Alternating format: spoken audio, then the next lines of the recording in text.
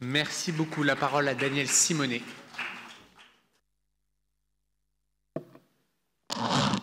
Merci. Madame Versini, je souhaiterais saluer un certain nombre d'avancées dans ce schéma de protection de l'enfance 2021-2025. Vous savez qu'il y a des thématiques qui me tiennent tout particulièrement à cœur, notamment la nécessité de renforcer les campagnes de sensibilisation et d'information autour du numéro 119 pour mieux lutter, détecter et accompagner les enfants victimes de violences. D'autres avant moi ont rappelé le rapport Sauvé dans l'Église, les problématiques de violences sexistes et sexuelles subies dans le sport, dont les enfants sont fortement victimes, et le fait que les enfants victimes de violences, on en trouve dans tous les milieux sociaux, et qu'il est nécessaire du coup de pouvoir s'appuyer sur le maximum d'acteurs pour pouvoir à la fois sensibiliser, accompagner, détecter, et qu'évidemment un enfant dans l'ouest parisien ou dans le nord-est parisien, lui et sa famille ne sont pas forcément amenés à rencontrer autant de personnel, et que finalement parfois c'est même y compris dans les quartiers je dirais les plus aisés que les enfants peuvent être d'autant plus isolés, et qu'il y a donc nécessité, en s'appuyant sur l'école, en développant bien plus le réseau PMI, la formation des animateurs sportifs, de tout professionnel qui à un moment donné est en contact avec enfants, de renforcer les formations pour pouvoir bien mieux protéger les enfants. Cette thématique commence enfin à être réellement entendue par l'opinion publique, mais pour l'instant, autant dire que les politiques menées au niveau national ne sont pas du tout à la hauteur de l'enjeu. Vous savez aussi à quel point je suis attachée à la question du suivi, de l'accompagnement et du contrôle aussi des familles d'accueil d'enfants placés. Il est absolument essentiel de continuer à entendre la parole des enfants placés et des anciens enfants placés, avec notamment l'association Repère 75, et de renforcer les moyens pour former les familles, accompagner, mais aussi contrôler, pour en même temps rajouter aussi des moyens supplémentaires pour permettre que le traitement des informations préoccupantes puisse être accéléré. Vous connaissez également mon attachement à la question de la prise en charge des mineurs isolés non accompagnés. Il est tout à fait positif que le département s'engage à développer les contrats jeunes majeurs et permettre leur systématicité pour l'ensemble des jeunes qui en ont besoin, et non seulement jusqu'à 21 ans, mais il serait souhaitable jusqu'à 25 ans, puisque vous savez que vous ne pouvez pas, hélas pour l'instant, toucher le RSA avant 25 ans. Et donc, pensons toujours que l'aide sociale à l'enfance et le département jouent le rôle de parents substitutifs, et qu'aucun d'entre nous ici n'accepterions d'abandonner nos enfants, fussent-ils majeurs, s'ils n'étaient pas en capacité d'être autonomes avant d'avoir possibilité d'accéder, par exemple, au réseau au RSA. Donc il faut que la logique départementale fasse ce même chemin, cette même responsabilisation, et donc je serai toujours attentive à cela. Évidemment que le personnel doit être mieux entendu. Il nécessite une revalorisation salariale qui peut dépendre à la fois du national, mais également de la ville, car les difficultés de recrutement sont directement liées au déficit d'attractivité, parce que ce sont des métiers durs, et pour les valoriser, il faut aussi assumer les rémunérations qui vont avec.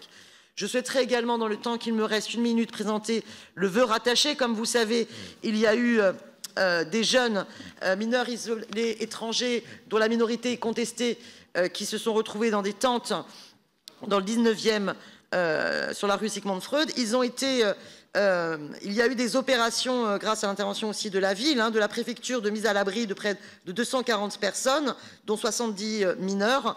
Mais il y a toujours des jeunes mineurs isolés, et je souhaite dans mon vœu que la ville applique la préconisation de l'ancien défenseur des droits en faveur de la prise en compte de la présomption de minorité, qu'on arrête ces contestations systématiques, et qu'elle s'engage à mettre à l'abri tout jeune isolé qui voit sa minorité contestée pendant la période de son recours, et qu'on mette à l'abri l'ensemble des jeunes à la rue quelle que soit leur situation administrative. Il est essentiel de considérer que tout jeune à la rue court un grand danger et qui doit être mis à l'abri. Je vous remercie. Merci Madame Simonet. Je donne la parole à Madame Dominique Versini pour répondre. Pardon. Merci Madame la maire. Merci mes chers collègues Douchka Markovic, Emmanuel Koblance, Camille Nagette et Daniel Simonet. Je vais dans un premier temps répondre aux remarques et présenter la délibération d'ASES 305 sur le temps qui m'est imparti, et ensuite je répondrai sur le temps qui m'est imparti aussi sur le vœu donc présenté par Daniel Simonet. Alors tout d'abord, merci à vous toutes et vous tous pour vos prises de parole et votre implication très forte sur ce sujet qui est d'une très grande importance, puisqu'il concerne une de nos compétences légales les plus importantes, la protection de l'enfance, la prévention et la protection de l'enfance. Il concerne 9000 enfants, 4800 enfants qui nous sont placés, c'est-à-dire qui nous sont confiés, c'est-à-dire qu'ils font l'objet d'un placement dans une famille d'accueil ou dans un établissement de l'aide sociale à l'enfance, et puis 4200 enfants qui sont au domicile de leurs parents, mais qui font l'objet d'une mesure éducative en milieu ouvert demandée par le juge. Donc c'est vraiment le destin de 9000 enfants qui est entre nos mains. C'est pourquoi aujourd'hui je suis très fière de vous présenter le nouveau schéma de prévention et de protection de l'enfance 2021-2025. Depuis que j'ai été élue en 2014, nous avons fait un grand chemin, tous ensemble. La situation de l'aide sociale à l'enfance n'était pas du tout la même en 2014 et aujourd'hui. La situation des enfants n'était pas du tout la même en 2014 et aujourd'hui. Pour ne parler que des MNA, ils n'étaient pas mis à l'abri le temps de l'évaluation et ils sortaient tous à 18 ans, ce qui n'est plus du tout le cas depuis 2015. Donc nous avons déjà beaucoup de raisons d'être fiers de ce que nous avons fait. Mais depuis un an, nous avons engagé un travail très sérieux avec tous nos partenaires associatifs. Et dans les associations, je veux citer, outre toutes les associations de protection d'enfance, l'association Repère 75 que vous avez citée, Madame Simonet, qui est l'association des anciens jeunes de l'ASE. Et mes chers collègues, je vous invite à faire le tour de la caserne Napoléon et vous verrez une magnifique exposition qu'ils ont réalisée d'anciens jeunes de l'ASE, alors pas forcément de Paris, Paris et autres départements, mais maintenant habitant Paris, qui ont des parcours exceptionnels et qui voulaient témoigner à visage découvert que être placé peut amener aussi à avoir une vraie place dans la société et surtout attirer l'attention sur le fait que les enfants anciennement pris en charge à l'ASE peuvent subir des discriminations pendant le temps où ils sont placés parce qu'ils sont dans les foyers de l'ASE. Donc c'est très important et je remercie vraiment l'association Repère 75 parce que par leur courage et leur témoignage, ils font évoluer les lois aussi. Ça, c'est très important. Je veux remercier donc l'Observatoire parisien de la protection de l'enfance que vous avez cité, Douchka Markovic, et je veux dire qu'ils sont ici présents avec Flore Capelier et son équipe. Ce sont eux qui ont coordonné et réalisé le schéma de prévention et protection de l'enfance. Et je veux dire que Flore Capelier, qui dirige avec maestria l'Observatoire parisien de la prévention et de la protection de l'enfance, va malheureusement pour Paris, mais heureusement pour la France, être nommée directrice de l'Observatoire national de la prévention et de la protection de l'enfance. C'est la reconnaissance de ses compétences et aussi du chemin qu'on a fait avec elle à Paris. Donc je la remercie, ainsi que toute l'équipe qui est présente. Voilà, je veux maintenant vous dire que ce schéma, nous avons souhaité qu'il soit placé sous l'égide des droits de l'enfant et de la participation des enfants. Beaucoup d'entre vous l'ont cité, il y a eu cette consultation des enfants placés à l'ASE ou aussi faisant l'objet d'une mesure éducative en milieu ouvert. Et ça, c'est une première en France. Jamais les enfants de l'ASE ne se sont vus demander quelle était leur vie et qu'est-ce qu'on pouvait faire pour mieux l'améliorer. Et ça, je suis fière qu'on ait pu le faire.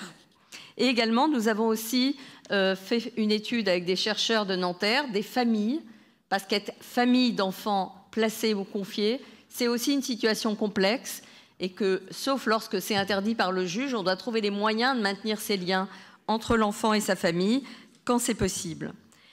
Toutes ces contributions et surtout les paroles des enfants qui sont totalement intégrées donc, dans le schéma que je vous invite et qui est à l'entrée, hein, que vous pourrez prendre, et particulièrement la consultation faite par les enfants avec leurs mots, que vous avez beaucoup cités les uns et les autres.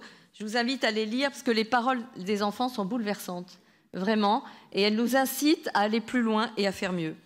Le schéma, au bout du compte, c'est quand même une grande feuille de route pour les 5 années à venir. C'est 100 engagements du département, de la ville en tant que département, dont 12 mesures phares.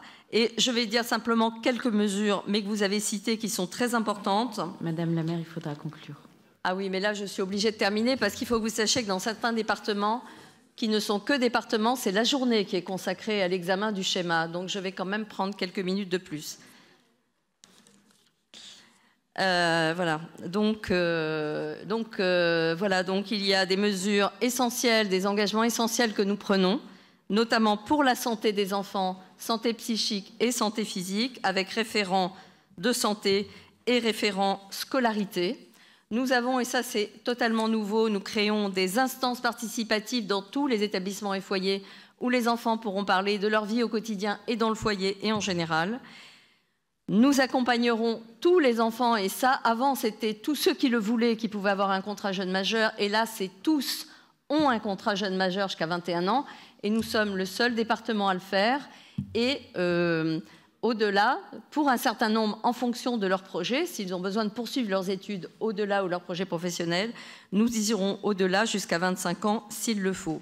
Voilà, nous, pour les mineurs non accompagnés qui sont quand même l'objet de débats permanents et où nous avons énormément travaillé pendant la précédente mandature, et je remercie vraiment tous les groupes qui étaient très engagés sur cela. Les mineurs non accompagnés sont accompagnés au même titre que les enfants. Ils ont tous un contrat jeune majeur comme tous les autres enfants. D'ailleurs, ils sont 60% à avoir un contrat jeune majeur. Et évidemment, nous souhaitons, je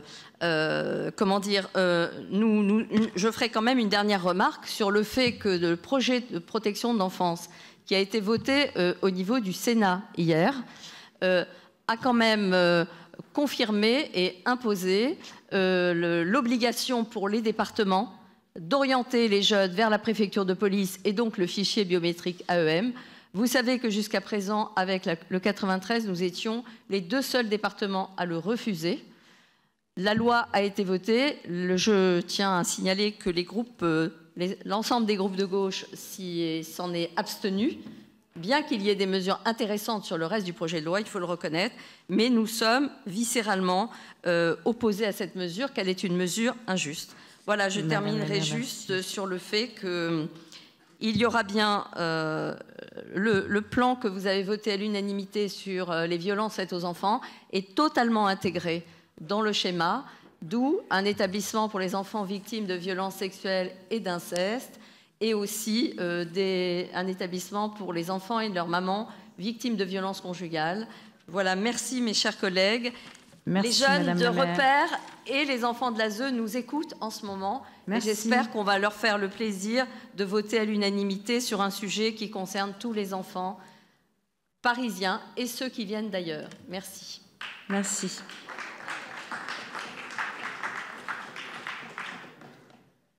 Alors, je vais mettre aux voix l'amendement technique numéro 143 déposé par l'exécutif. Qui est contre? Qui s'abstient? Exécutif en réponse. Non, c'est l'amendement technique. C'est pas celui-là. Bon. Numéro 143 qui est déposé par l'exécutif et non pas le vœu. Donc c'est vraiment l'amendement. Du vœu de Daniel Simonet. Non. Ah bon, très bien. C'est vraiment un amendement technique. Technique, hein. Numéro 143. Avec un avis favorable de l'exécutif, qui est pour? Qui est contre? Qui s'abstient? Il est adopté.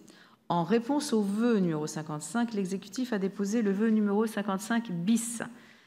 Et le vœu numéro 55 bis, amendé par l'amendement numéro 180 déposé par Madame Danielle Simonet, est-il retiré au profit du vœu de l'exécutif? Simonet. Il est maintenu parce que le vœu de l'exécutif ne prend pas en compte ni la présomption de minorité, ni la mise à l'abri des mineurs qui sont en recours de la contestation de leur minorité.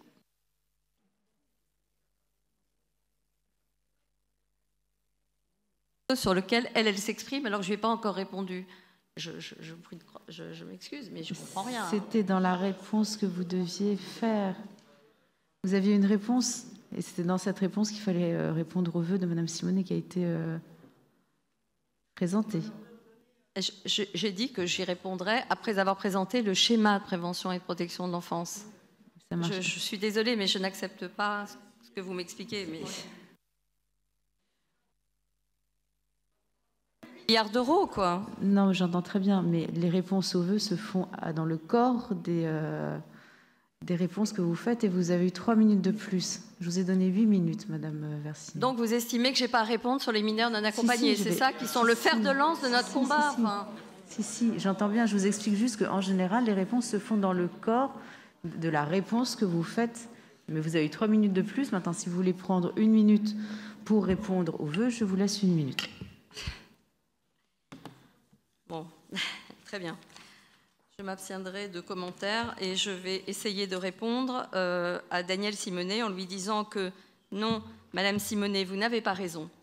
Nous prenons en compte la présomption de minorité des jeunes qui se présentent au DEMI pour être évalués conformément à la loi. Nous les mettons à l'abri, nous faisons l'évaluation et ils sont considérés comme mineurs tout le temps d'évaluation jusqu'à ce qu'une décision soit rendue sur leur minorité ou non. À partir de ce moment-là, la loi considère, ce n'est pas moi, qu'ils sont majeurs et qu'ils doivent être orientés vers le droit commun. Avec Yann Brossat, nous avons ouvert un centre de 40 places, certes pour tous les jeunes en recours de la décision de majorité. Nous avons toujours dit à l'État que nous étions prêts avec Yann à mettre des locaux à disposition et à accompagner et à participer à la prise en charge des jeunes en recours. C'est toujours une proposition que nous faisons à l'État. Voilà, et je sais que vous êtes très déterminés dans vos combats, mais là, n'oubliez pas que ce qui compte, c'est que quand même, le gouvernement est en train de nous obliger à orienter les jeunes vers la préfecture de police, et ça, ce sera la loi dès que ce sera confirmé le 11 juin, suite à la commission paritaire. Il faut quand même, à un moment, être pragmatique. Je vous demande vraiment de réfléchir, parce que ça ne tient pas par rapport à ce qui se passe en ce moment. Et reconnaissez au moins le courage que j'ai eu et qu'on a eu de défendre jusqu'au bout vos sujets et nos convictions. Voilà. Merci, Madame Essini. Donc, je redemande à Madame Simonet si elle maintient son vœu, puisque vous venez d'avoir une réponse amendée par l'amendement numéro 180. Je le maintiens d'autant plus que dans 80% des cas, les recours donnent raison aux jeunes. Très bien, Madame. Donc, je mets aux voix le vœu numéro 55. Non, vous avez une explication de vote sur le 55 bis, Monsieur Jeantet. Il faut suivre, hein, ça devient un peu compliqué sinon. C'est le vœu numéro 55 déposé par Madame Danielle Simonet. Donc, pour le vœu numéro 55 déposé par Madame Simonet et qui a été amendé, mais que Madame Simonet ne souhaite pas retirer, je demande donc de le mettre aux voix avec un avis défavorable de l'exécutif. Qui est pour? Qui est contre? Qui s'abstient? Il est donc rejeté. Je mets maintenant aux voix le vœu numéro 55 bis de l'exécutif. Et là, effectivement, j'ai une explication de vote de Monsieur Nicolas Jeannetet de Changer Paris. Et je vous donne la parole. Merci, Madame la maire. Oui, Madame Simonet, effectivement, Madame Versini a raison. À partir du moment où le jeune n'est pas reconnu, dans un premier temps, par les DEMI, c'est à l'État de faire sa mise à l'abri, il est reconnu le temps de sa minorité pendant toute l'évaluation qui dure 3-4 jours, où là effectivement la ville de Paris le met à l'abri. Et c'est tout le problème d'ailleurs de la loi aujourd'hui. Il y a cet entre-deux où le jeune qui n'est pas reconnu par sa minorité par l'ADEMI, pendant le recours devant le juge, eh bien, il y a ce que je rappellerai un no man's land dans la loi, mais c'est à l'État de le prendre en charge. Et c'est d'ailleurs là toute la difficulté, puisque l'accueil, l'hébergement du jeune mineur dont la minorité n'est pas reconnue pendant le temps de son recours doit être pris en charge par l'État, et donc c'est le travail de beaucoup d'associations. Donc sur le vœu bis de l'exécutif, nous le voterons bien évidemment, et nous demandons bien évidemment à l'État aussi de jouer pleinement son rôle dans l'hébergement des mineurs à Paris et éviter des campements illégaux bien évidemment de mineurs. Je vous remercie. Merci. Je mets donc aux voix le vœu numéro 55 bis de l'exécutif, donc avec un avis favorable. Qui est pour? Qui est contre? Qui s'abstient? Il est donc adopté.